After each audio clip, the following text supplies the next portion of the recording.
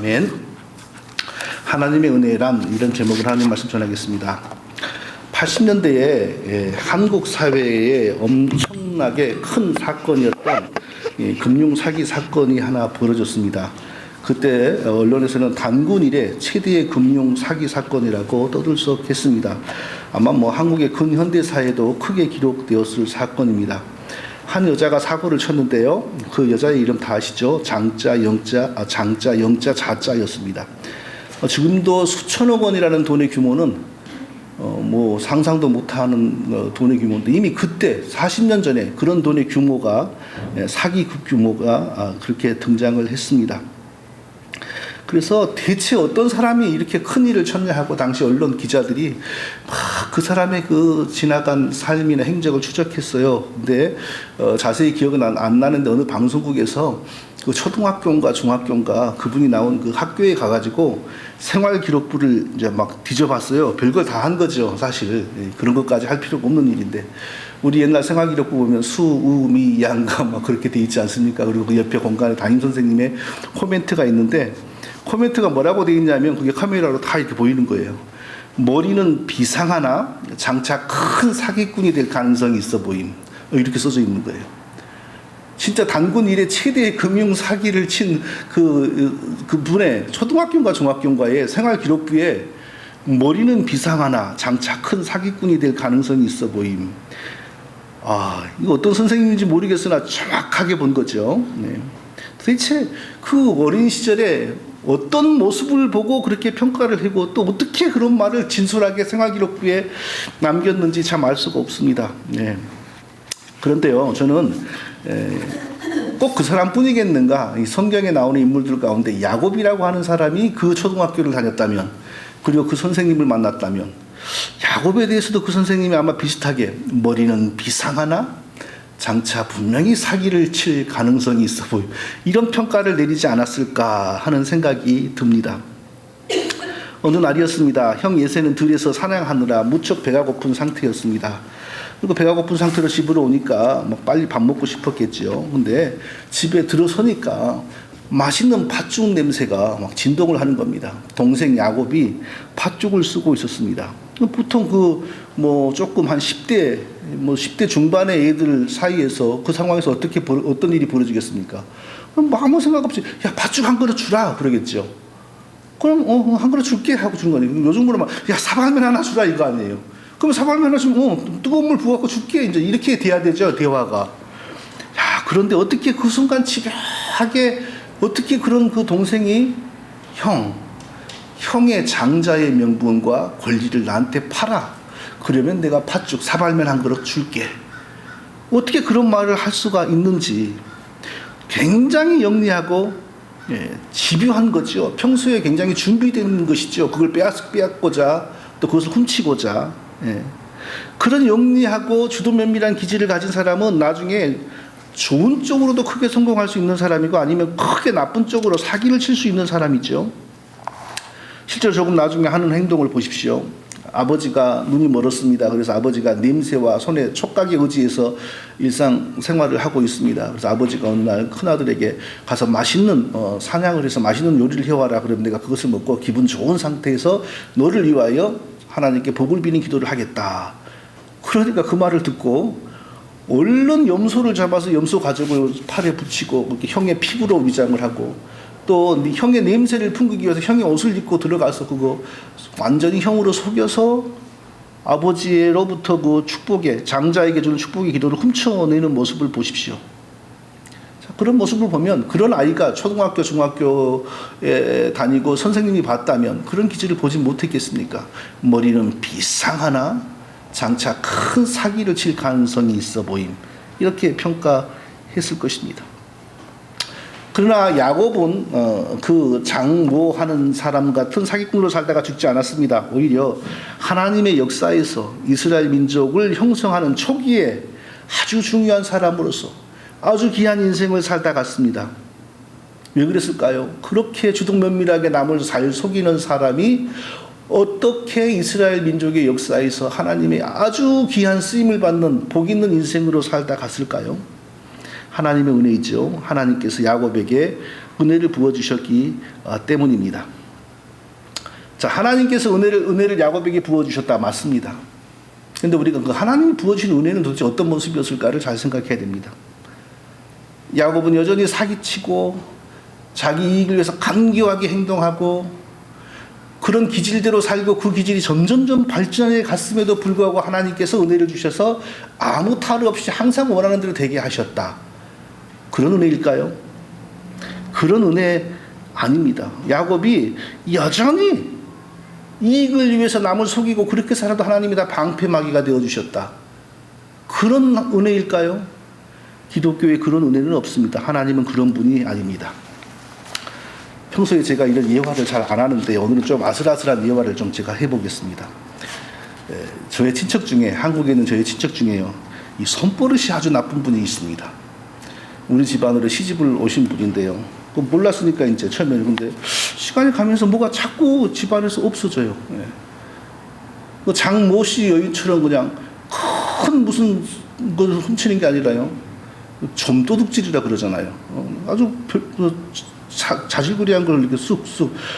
근데 처음에는 뭐가 없어지면 대체 왜 없어졌지? 하고 다들 의아하게 생각했는데 늘 사건마다 공통점이 있는 거예요. 누가 왔다 가고 나면 뭐가 없어진다. 근데 한 사람만 그런 일을 당하면요, 가슴이 두근두근하죠. 세상에 친척만 왔다 가면 뭐가 없어져. 이제 친척이 온다고 하면 감춰야 되죠. 이제 그런 일이 벌어지지 않게. 그런데 그런 일이 이 집에서도 저 집에서도 다 내재되어 있다고 어느 날 나도 경험했어. 이제 일이 공유되기 시작하는 거죠. 아, 그런 손버릇이 나쁜 기질과 습성이 있구나. 이제 확인이 되는 거죠. 그런데 이 말을 못해요. 왜? 친척이니까. 거기가 다 세상에 알려지면 우리 같이 망신이잖아요. 그래서 잘 감추는 것이 우리의 할 일이지 남에게 알리지는 말자고 그러고 그냥 살았던 거예요. 오랜 시간이 지났습니다. 제가 미국에 나와서 이제 그 사이 한 20년을 살았죠. 그 사이에 그 가정에도 복음이 들어갔어요. 그래서 권사님이 되시고요, 남편이 장로님이 되셨어요. 하나님의 은혜가 임한 거죠. 자, 그러면 하나님의 은혜가 임했다라는 말은 과연 무슨 뜻이어야 합니까? 계속 그렇게 살아도 하나님이 다 막아주셨다 이겁니까? 그런 하나님이고 그런 기독교이고 그런 성령입니까? 계속 그렇게 살아도 아무런 큰 망신도 안 당하고 무슨 문제도 안 벌어지고 그래서 계속 아주 그 습성과 그 기질은 점점 발전했고 더 많아졌다? 아니죠. 그런 하나님 아니고 그런 기독교 아닙니다. 하나님의 은혜가 임하면 반드시 우리의 제약된 본성과 우리의 허물과 우리의 부족함에 변화가 일어나게 되어 있습니다. 성령을 모시고 사는 사람의 특징은 예수님의 성품을 닮아간다는 것입니다. 완전하게 닮을 수는 없죠. 살아서 완전하게 닮을 수는 없죠. 근데 조금이라도 변화가 일어나지 않는다는 것은 그분 안에 성령이 거하시지 않는다는 것입니다. 성령께서 그 우리의 제약된 기질과 습성을 고치실 때 때로는 엄청난 환난과 고통도 사용할 수 있습니다. 감옥에 가게 하는 것도 가능하고요, 암에 걸리는 것도 가능합니다. 꼭 하나님이 그냥 아무 표시 나지 않게 마음속에서만 회개가 일어나고 그렇게 하지는 않습니다. 필요하면 대대적인 망신과 고통을 당하기도 하십니다. 하나님의 은혜가 그 가정에 임했다, 그분에게 임했다라는 말은 그런 일이 일어났어야 된다는 겁니다. 그리고 다시는 그런 일이 지속되지 않아야 된다는 겁니다. 자, 얼마 전에 제가 또 한국을 갔죠. 먼 친척을 만났습니다. 이분은 멀리 살았기 때문에 그분을 잘 몰랐어요. 그리고 최근 몇 년 전에 이제 고향 쪽에 와서 사니까 그때부터 이제 만남이 이루어지고 교제가 있는 거예요. 그러면서 이제 교회 얘기를 하고 어쩌다가 그 가정이 교회에 나가고 이분도 그 길을 이제 몇 번 나가본 모양이에요. 그런데 묻지도 않았는데요. 그런데 말입니다. 그 장로님이 대표 기도는 참 감동적으로 잘하더만요. 남편 말하는 거예요. 그런데 자기 부인이 그런 일을 하고 다니는 걸 모를까요? 예수 믿는 게 그런 겁니까? 어떻게 부부인데 한 가족인데 그런 일을 모를 수가 있어요? 기도만 유창하게 감동적으로 잘하면 뭐합니까? 예수 믿는 게 그런 겁니까? 다 그러시는 거예요. 근데 나는 딱 감을 잡았죠. 무슨 얘기인지. 더 이 얘기를 발전시키지 않으려고 더 이상 거기에 대해서는 이제 얘기하자고 딴 데로 얘기를 돌렸어요. 근데 그건 제가 다 알죠. 무슨 말 때문에 무엇 때문에 그런 얘기가 나오는 걸 저는 알죠. 교회를 다녀도 계속 좀도둑질을 일삼고, 권사님이 되어도 계속 그런 것을 일삼고, 그런 것을 어디 친척집에서만 했겠어요? 교회 안에서도 했으므로 소문이 자자하고 온 여수가 안다는 말이 나오는 거 아니겠어요? 그러나 한 번도 감옥에를 가지 않았고요. 규모가 작아서 그랬는지. 그러나 한 번도 공개적인 망신을 당한 적이 없고요. 이게 하나님의 은혜일까요? 하나님의 은혜는 절대 그런 것이 아닙니다. 하나님의 은혜는 반드시 죄인의 상태에서 예수 믿게 하여 구원하지만, 구원받는 순간부터 반드시 죄인에게서 의인의 모습으로 변해가는 아주 조그마한 변화와 징조가 항상 동반이 됩니다. 그거 없으면 구원받은 게 아닙니다. 야곱의 인생을 보면요, 하나님의 은혜가 무엇인지를 우리가 분명하게 알 수 있습니다. 자, 야곱에게서 고통이 시작되고 실제적인 광야의 찬바람이 시작되는 인생을 보면서요, 하나님의 은혜가 우리 죄인들에게 임한다라는 것이 뭘 의미하는 건지 두 가지를 살펴보겠습니다. 첫째로, 죄악되게 사는 자에게 육신의 고난과 괴로움이 임하는 것이 하나님의 은혜라는 사실을 야곱의 인생이 말해줍니다. 누구도 죄악되지 않아서 하나님의 자녀가 된 거 아닙니다. 누구도 죄가 없어서 하나님의 은혜를 입어 구원받은 것 아닙니다. 성경은 그 누구도 죄가 없어서 예수 믿고 구원받았다고 말하지 않습니다. 성경은 오히려 죄가 많은 곳에 은혜가 넘친다고 합니다. 죄가 많은 곳에 은혜가 넘친다는 것은 하나님이 죄 많은 사람을 더 좋아하신다는 것이 아니고, 죄의 양이 많은 사람마다 죄악된 정도가 좀 다르니까 죄의 양이 많은 사람이나 죄의 양이 적은 사람이나 하나님은 가리지 않고 오직 택하신가 은혜를 따라 예수 믿게 하셔서 구원합니다. 그런데 상대적으로 죄악된 기질과 습성이 더 많은 사람의 입장에서는 동일하게 예수 믿고 구원받았으니까 하나님 은혜가 더 임했다는 거죠. 바로 그런 뜻에서, 그런 의미로 죄가 많은 곳에 하나님의 은혜도 넘칩니다, 이렇게 말을 하는 것입니다. 근데 하나님께서 못하시는 것이 한 가지 있습니다. 구원해 주신 자기 백성이 여전히 죄악을 즐기고 일삼는 것은 하나님이 못 보십니다. 그건 하나님이 못 보십니다. 다른 건 보셔도 은혜로 구원해 주신 자기 백성이 계속해서 죄악을 일삼고 악을 일삼는 것에 대해서는 하나님이 계속 참지를 못합니다. 그것은 하나님이 다른 건 다 해도 그것은 못합니다. 그러므로 교회 다니고 구원받았다라고 하는 사람에게서 그런 일이 계속 벌어진다면 둘 중에 하나입니다. 첫째는 그 사람에게는 애시당초 구원이 임하지 않았거나, 아니면 그 사람이 믿는 신은 성경이 하나님이 아니고 성경이 하나님을 가장하는 마귀이거나, 이 둘 중에 하나라는 것입니다. 야곱을 보십시오. 타고난 제약된 기질대로 거침없이 살았습니다. 형을 기만했습니다. 눈먼 아버지를 속였습니다. 하나님이 장자에게 주시는 족장에게 주시는 복을 훔쳤습니다. 물론 하나님이 몰라서 주신 것이 아니고 원래 하나님의 계획과 뜻이 야곱에게 있으니까 하나님이 그것을 참아 주신 것이죠. 그리고 나중에 다 심판하시고 계산하신 것이죠. 우리가 야곱의 어린 시절의 모습에서 성경을 통하여 알 수 있는 이 간교한 제약된 행위는 이거 하나뿐입니다. 그런데 성경은 야곱이 매일매일 했던 것을 기록한 일기책이 아니기 때문에 야곱이 더 얼마나 많이 간교한 행동이나 말을 했는지 우리는 성경을 통해서는 더 이상 알 수 없습니다. 상상은 할 수 있죠. 성경은 야곱을 향한 일기가 아니기 때문에 야곱이 얼마나 간교한 성품을 발휘하고 살았는지 우리는 상상할 수 있습니다. 하나님의 은혜는 결코 죄인을 그대로 두시고 방패가 되어주시고 바람막이가 되어주시는 것이 아닙니다. 은혜로 말미암은 구원에는 반드시 하나님의 자녀답게 삶이 변해가는 성화가 있습니다. 구원의 목표는 처음부터 성화입니다.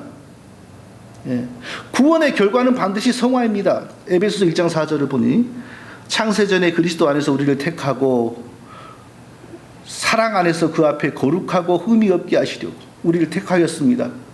그런데 우리를 택할 때 우리가 거룩하고 흠이 없어서 택한 것이 아니고 먼저 택하고 예수 믿고 구원하십니다. 그리고 어떻게 만드냐? 그 앞에 거룩하고 흠이 없게 하시려고 그리스도의 피로 우리의 죄를 씻으시고, 그래서 일단 구원하시고, 그리고 구원하고 난 다음에는 성령의 역사로 우리를 실제로 죄에서 벗어나는 사람으로 만드시는 것이 구원의 목표입니다. 에베소서 5장 27절은 자기 앞에 영광스러운 교회로 나타나 티나 주름 잡힌 것이나 이런 것들이 없이 거룩하고 흠이 없게 하려 하심이라. 죄 있는 상태에서 구원합니다. 그러나 구원 이후에는요, 우리를 거룩하게 만들고 흠이 없게 만들고. 그러니까 성경의 사람들을 보십시오. 성경의 사람들 가운데 누가 구원받기 전에 좋아하던 좀도둑질을 계속 일삼고, 구원받기 전에 잘하던 사기를 계속 일삼고, 구원받기 전에 하던 도둑질을 일삼고, 노름을 일삼고, 그런 사람이 어디 있습니까?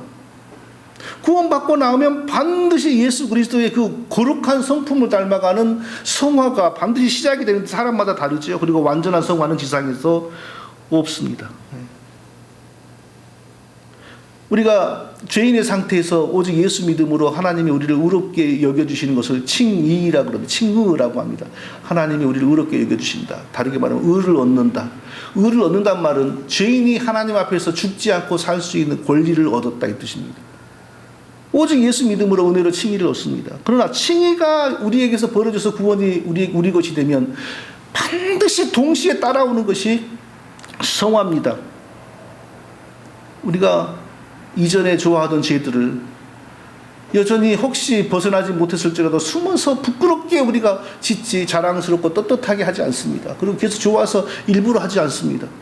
성령이 우리 속에서 죄를 이기는 예수 그리스도의 피를 우리에게 적용하시기 때문에 성령 받은 사람은 죄를 좋아하지 않습니다. 기질과 습성을 따라 죄를 짓더라도 아주 부끄러워하고 숨기려고 합니다. 당당하게 여전히 죄 짓는 사람은요, 절대로 성령 받은 사람이 아니고 구원받은 사람이 아닌 것입니다. 예수 믿는 것도 우리가 한 일이 아니죠. 하나님이 예수를 믿도록 은혜를 주셨죠. 성화되는 것도 우리가 노력으로 힘으로 하는 것이 아니고 우리 속에 성령을 부어주시니까 성령께서 우리의 속사람을 새롭게 해주심으로 속에서 죄가 싫어지는 마음이 생기니까 우리가 변해가는 거죠. 억지로 이거 안 해야지 저거 안 해야지 하는 것은 불교인들의 성화고 무슬림들의 성화죠. 성령이 우리 속에서 새로운 마음을 주시니까, 변화된 마음을 주시니까 그 마음으로 인하여 저절로 우리 삶에서 성화의 열매가 일어나는 것입니다. 결코 우리가 예수 믿고 우리 스스로 성화되는 건 아닙니다. 삭개오가 예수님을 보고 싶은 마음이 그냥 마음에서 불릴 듯 일어났습니다. 근데 사람들이 앞에 너무 많으니까 예수님 볼 수가 없어서 뽕나무 위에 올라가서 예수님이 지나가기를 기다렸습니다. 근데 갑자기 예수님이 삭개오야 내려와라. 한 번도 만난 적이 없는데 그건 뭘 의미합니까? 삭개오 마음속에 예수님을 보고 싶은 거룩한 욕망이 불릴 듯 일어나게 만드신 분이 예수님이죠. 그러니까 예수님이 삭개오를 알고 있는 거죠. 구원도 예수님의 은혜요. 그리고 예수님을 만나고 나니까 예수의 영 성령이 우리 마음속에서 역사하기를 시작하죠. 예수를 닮아가고 죄를 이기기를 시작합니다. 여전히 죄인이 죄인답게 살지 않습니다. 그러므로 우리의 구원의 증거는 크건 적건 많고 작건 간에 우리가 예수님을 닮아간다는 겁니다. 그거 외에 다른 증거는 없습니다. 그게 가장 정확한 증거입니다. 성화 없는 구원이 없고 성화를 동반하지 않으면 칭의가 없습니다. 예수님이 요한복음 15장 6절에서도 너희가 나를 택한 것이 아니요 내가 너희를 택하여 세웠나니 이는 너희로 가서 열매를 맺게 하고 또 너희 열매가 항상 있게 하여. 예수님이 우리를 택하셔서 구원했습니다. 그런데 구원하신 목적은요, 너희 열매가 항상 있게 하려. 변화된 삶의 아름다운 향기와 모습이 항상 있게 하여 하나님께 영광이 되게 하려고 우리를 구원하신 것입니다. 하나님을 기쁘시게 하는 성화의 열매가 있게 하시려고 우리를 예수 믿어 구원받게 만든 것입니다. 그러므로 예수 믿고 삶이 변화되지 않은 기독교라는 건 없습니다. 오늘날 기독교인들에게 삶이 변화되지 않고 불신자들하고 똑같다라는 것은 그 기독교는 성경의 기독교가 아니기 때문입니다. 삶의 변화가 안 일어난 기독교는 거짓 기독교이고 다 거짓 장로고 거짓 권사고 거짓 목사입니다. 돈 거두려고 감투 씌워진 거죠. 저는 그 부부도 난 그렇게 생각해요. 부지런히 교회 다니면서 빈다는데 성경에 하나님 믿으러 다니는 거 아니죠. 그렇게 삶이 안 변하는데 무슨 성령이 하나님을 믿는 거예요. 빌어서 돈 벌려고 다니는 거고, 또 그런 사람들 돈 내게 만들려고 장로 세워주고 권사 세워서 감투 씌워주는 거죠. 오늘날의 기독교가 그렇게 돌아가고 있는 것 아닌가요? 교회를 다니는데도 여전히 옛날의 습성이 하나도 안 변하고, 그것은 가장 하나님이 안전하게 썩도록 버려두신 것입니다. 진정한 하나님의 백성은 절대 그렇지 않습니다. 참 하나님의 백성은 절대 그렇게 살지 않습니다. 변하지 않으면 영광로와 같은 삶의 고통도 하나님이 주십니다. 그 고통 속에서 몸부림을 치며 깨닫고 하나님의 자녀의 의로운 삶으로 변화되어 갑니다. 야곱을 보십시오. 일평생 그렇게 간교한 습성대로 살 줄 알았는데 하나님이 때가 되니까 집 밖으로 내몰아버립니다. 길거리에서 돌을 베고 잠자는 처지로 만들어버립니다. 예? 그게 야곱을 향한 하나님의 은혜지요. 야곱이 그냥 그대로 살게 놔두고 항상 방패가 되어주시고 바람막이가 되어주시는 게 하나님의 은혜가 아니고, 그의 삶을 진짜 하나님의 자녀답게 고치기 위하여 광야로 내몰아버리고 찬바람 부는 곳으로 내몰아버려서 이제 어려운 지경 속에서 하나님 앞에 정말 홀로 서게 만드는 것이 하나님의 진정한 은혜이죠. 그러니까 하나님이 죄악된 인생들, 그 죄악된 인생 속에 바로 저와 우리 모두가 다 들어있어요. 나는 아니지, 나는 예외지. 절대로 아닙니다. 우리가 다 그 속에 들어있습니다. 우리 죄악된 인생들에게 은혜를 주시는데 그 가장 보편적인 방법은 찬바람 불고 눈물 나는 것으로 몰아버리는 겁니다. 그래야 하나님 앞에서 홀로 서서 하나님을 바르게 믿게 됩니다. 그때 성령의 역사가 일어나서 마음의 변화가 일어나고 회개도 일어나는 것입니다. 자, 진정한 은혜는 이전에 살던 대로 그대로 살게 내두고 하나님이 바람막이 되어주시는 게 아니라 변화되지 않을 수가 없는 환경으로, 그 환경이라고 하는 그런 질병이 될 수도 있고요, 부도가 될 수도 있고, 자녀의 뭐 큰 낙심의 문제가 될 수도 있고요. 우리가 상상할 수 없는 많은 방법으로 하나님 우리를 고통을 주셔서 우리의 인생이 하나님 앞에서 정말 간절하게 벌거벗겨져서 하나님을 바르게 믿게 만드는 것입니다. 그 끝이 바로 하나님의 상이지요. 그런 과정이 없이 우리가 무슨 하나님 앞에서 우리가 영광의 면류관을 받습니까? 둘째로 야곱의 인생에서 발견되는 하나님의 은혜의 또 다른 모습은요, 심은 대로 거둔다는 것입니다. 심은 대로 거두면서 처절하게 고생을 해보도록 하나님이 내모시는 겁니다. 야곱은 자기 못지않은 아주 강적을 만나게 됩니다.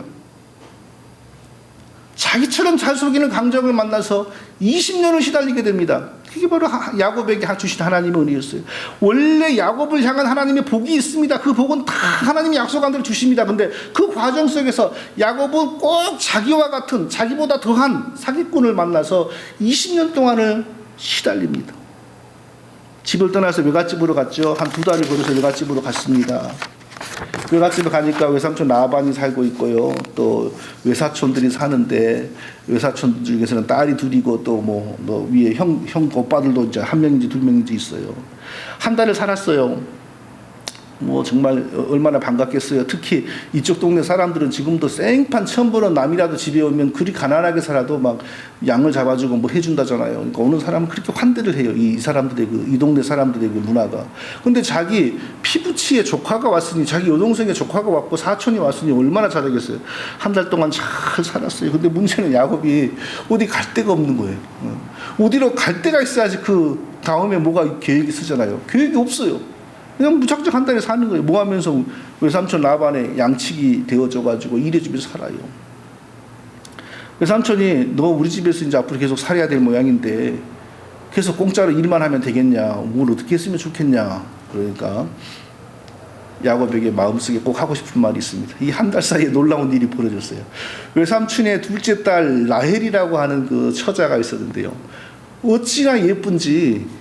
근데 그 첫째 딸 레아라고 하는 처자는 아주 못생겼어요. 그래서 거기는 봐도 정머리가 떨어질 정도로 못생겼는데, 둘째 딸이 너무너무 예쁜 거예요. 둘째 딸이 한국어로 말하면 뭐 김태희 정도나 되나 보죠. 그래서 그냥 그 한 달 사이에 이미 그냥 마음의 역사가 일어나 버린 거예요. 그래서 야곱이 말합니다. 외삼촌, 제가 둘째 딸 라헬에게 장가를 들고 싶습니다. 근데 제가 뭐 하나도 뭐 돈도 없고 빈털들으니까 7년을 제가 머슴살이 해드리겠습니다. 7년을 제가 머슴살이 해드리겠습니다. 그러니까 외삼촌도 좋아합니다. 뭐 남에게 시집 보내는 것보다 우리 여동생의 아들에게 내 딸을 보내면, 그러니까 그때는 친족 간에 이제 그 결혼을 그 동네에서 할 때니까 또 하나님이 그걸 원하셨고요. 좋아했어요. 그래서 7년을, 그럼 너가, 야곱이 먼저 7년을 제가 머슴살이를 하겠습니다. 그러니까 외삼촌도 좋아했어요. 예. 야곱도 아주 좋아하면서 7년간의 머슴살이를 시작했습니다. 제가 어렸을 때 우리 집은 그렇게 토지가 많은 집은 절대 아닙니다. 그저 그냥 나오는 거 먹고 살 수 있는 정도의 토지가 좀 많았고, 뭐 정미소를 이제 또 해서 거기서 곡식이 좀 나오는 편이었고 그랬는데요. 그래도 더 토지가 전혀 없는 집이 있었기 때문에 그 집의 아들들은 토지가 조금 있는 집에 일을 도와줬어요. 그러니까 너무 머슴이라고 하기에는 너무 거창하고, 머슴은 집에 와서 사는 거잖아요. 근데 집에 와서 살진 않고 자기 집에 살면서 그러니까 출퇴근하는 형식으로 와가지고 오늘은 여기 가서 일하고 저기 가서 일하고, 그리고 뭐 추수하면 곡식 좀 이제 주고 뭐 이런 방식으로 우리 마을의 한 청년이, 그러니까 뭐라 그래야 돼요. 머슴이라고 하긴 너무 지나친 말이에요. 그렇게 살았어요.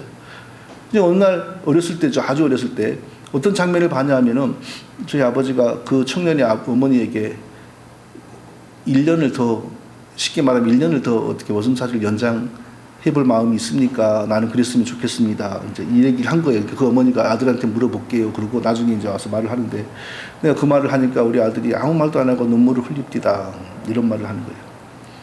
그 눈물이 몸이 고단해서 흘리는 눈물이겠습니까? 그거 아니죠. 뭐 구박을 안 하고 때리지 않아도 남의 집에 가서 일하고 그 곡식 몇 가마 얻는 것이 얼마나 서럽겠습니까? 지금이야 말도 안 되는 거죠. 도회지로 나가가지고 다 먹고 살 길 찾지. 그때는 그런데, 제가 아주 어렸을 때는 세상이 그랬었거든요. 어디 가서 쉽게 돈을 벌 수 있는 그 기회가 없었거든요. 그러니까 조금 더 땅이 있는 집에 가서 농사를 도와주고 곡식을 얻고 그랬을 때입니다. 1년을 더 해볼 마음이 있냐? 그러니까 대답을 안 하고 눈물을 흘리더래요. 근데 그것이 기억이 나요. 얼마나 그 마음이 고달팠으면 그랬겠어요. 몸이 고달픈 게 아니라 마음이 그렇게 고달픈 거죠. 근데 야곱은 7년의 머슴살이를 어떻게 했냐면요. 야곱이 라헬을 위하여 7년 동안 라반을 봉사하였으나 그를 연애하는 까닭에 7년을 수일같이 여겼더라. 이 7년 머슴살이가 아주 풀타임 고용된 머슴이거든요. 출퇴근도 아니고. 불과 며칠같이 그냥 후딱 지나갔대요. 왜요? 7년이 지나가면 저 둘째 딸하고 내가 결혼한다. 이 생각을 하고 사니까 7년이 그냥 불과 며칠처럼 후딱 지나갔다는 겁니다. 드디어 7년이 지나가고 결혼식 날이 되었습니다. 결혼식을 했습니다. 그 신방에 들어갔습니다. 근데 아침에 일어나서 야곱이 대성통곡을 합니다. 그리고 외삼촌에게 쫓아갔습니다. 분명히 둘째 딸에게 내가 장가를 들기로 7년을 머슴살이 했는데 왜 첫째 딸이 와 있습니까? 이거 못생긴 큰 딸을 완전히 나한테 치워버리는 거 아닙니까? 막 따졌어요. 왜 둘째 딸을 집어넣었어요? 근데 이해가 안 되지 않습니까? 아무리 불이 꺼졌다고 그 큰 딸이 저 둘째 딸이 그걸 모릅니까? 그것도 신기하잖아요. 근데 하여튼 아침에 일어나가지고 대성통곡을 하면서 왜 나를 속였습니까? 그러니까 능청스럽게 외삼촌이, 이 외삼촌도 이게 보통 인간이 아니죠. 어떻게 언니를 놔두고 동생을 먼저 보내겠냐. 7일간만 신방을 차려라. 그러면은 동생도 너하고 같은 방을 쓰게 해주겠다. 그 대신 7년을 더 머슴살이를 해라. 이러는 거예요. 완전히 울먹겨자 맥기죠. 장가를 들여야 되니까, 원하는 여자에게 장가를 들여야 되니까 또 7년의 머슴살이가 늘어나는 겁니다. 그래서 14년을 머슴살이를 했습니다. 장가 가기 위해서. 말이 14년이지 얼마나 긴 세월입니까? 근데 이게 우연일까요? 이렇게 속임을 당하고 머슴살이를 14년이나, 자기는 7년만 하려고 그랬는데 14년이나 하게 되는 게 이게 우연한 일입니까? 이미 이곳으로 올 때 하나님이 친히 나타나서 야곱에게 네가 어디를 가든지 내가 너와 함께하고 너를 지키고 보호하겠다라고 약속하셨습니다. 그렇게 하나님을 사랑하는 야곱에게 이런 사기가 임하여서 7년만 머슴살이 하려고 그랬는데 억울하게 또 7년을 더 머슴살이해서 젊음을 허비하게 생겼습니다. 하나님이 몰라서 이런 일이 벌어지게 하셨을까요? 하나님은 우리를 연단하시고 우리를 복주실 때에 심은 대로 거두게 하시는 원리를 따라가시는 분입니다. 심은 대로 거두게 하시는 원리를 따라서 하나님께서 우리에게 복을 주시고 은혜를 주십니다. 자기가 심은 것을 꼭 그런 건 아니지만요, 그 길게 보면 대부분 자기가 심은 것을 자기가 먹습니다. 어떤 경우는 아버지가 심은 걸 자식이 먹기도 합니다. 꼭 그런 건 아니지만요, 길게 보면 꼭 그런 경우가 되게 많습니다. 그제도 어떤 목사님과 대화를 나누고 식사를 했는데 그런 얘기를 하시는 거예요. 목회를 이제 그분은 다 은퇴할 나이죠. 근데 이런 일을 제가 목회를 하면서 봤다라고 하면서 했는데, 그러나 이런 말을 하면은 듣고 상처받는 사람이 있기 때문에 말은 안 하지만 나는 그거 믿는다. 사람은 심은 것을 거둔다. 하나님 분명히 심은 것을 거두게 하신다. 성경은 말씀합니다. 스스로 속이지 말라. 하나님은 만홀히 여김을 받지 아니하시나니 사람이 무엇으로 심든지 그대로 거두리라. 자기 육체를 위하여 심는 자는 육체로부터 썩어질 것을 거두고 성령을 위하여 심는 자는 성령으로부터 영생을 거두리라. 우리가 선을 행하되 낙심하지 말지니 피곤하지 아니하면 때가 이름에 거두리라. 정직한 사람도 사기꾼을 만나 고통을 당하기도 하지만 야곱 같은 하나님이 사랑하고 지키고 보호하는 사람이 자기 못지않게 사기를 잘 치는 외삼촌을 만나 이렇게 사는 것이 예사로운 일은 아니지요. 더군다나 이전에 형으로 분장하기 위해서 염소 가족을 뒤집어 쓰고 형으로 분장하기 위해서 형의 옷을 입고 아버지에게 가가지고 형이라고 속여서 축복의 기도를 훔쳐낸 것을 생각하면 절대로 이게 우연한 일이 아니죠. 하나님이 네가 어디를 가든지 내가 너와 함께 할 것이고 너를 지키고 보호할 것이고 너로 하여금 다시 빈손으로 돌아오지 않고 이 땅으로 돌아오게 내가 만들 것이다. 약속한 사람이 이렇게 사기를 당하고 어려운 일 당하는 게 예사로운 일입니까? 하나님이 허락한 것이죠. 나중에 20년간 이 외갓집 생활을 마치고 20년 중에서 그러니까 14년은 머슴살이하고 이제 6년은 돈을 번 거예요. 근데 돈을 버는 과정에도 정말 피눈물 나게 10번이나 라반에게 사기를 당하고 속임을 당합니다. 야곱이 뭐라냐면 외삼촌을 위하여 두 딸을 위하여 내가 14년 머슴살이하고 외삼촌의 양떼를 위하여 6년을 봉사하였거니와 외삼촌은 내 품삯을 10번이나 마음대로 속였습니다. 6년 동안 10번을 속였다는 거예요. 얼마나 징그럽게 속인 겁니까? 하여튼 희한한 외삼촌이죠. 그 사람도 한두 번이나 좀 해먹을 일이지 10번이나 해먹는 거 보세요. 하나님이 뭐라고 처음에 이리로 올 때 약속하셨냐면 내가 너와 함께 있어. 내가 어디로 가든지 너를 지키며 너를 이끌어 이 땅으로 돌아오게 할지라. 내가 내게 허락한 것을 다 이루기까지 너를 떠나지 아니하리라. 이렇게 약속을 주신 하나님께서 왜 몰랐겠어요? 이 약속은 하나님 반드시 이루십니다. 그러나 이 약속이 이루어진 과정에 야곱에게 하나님 허락하신 그 피눈물 나는 일들을 보고 우리가 깨달아야 돼요.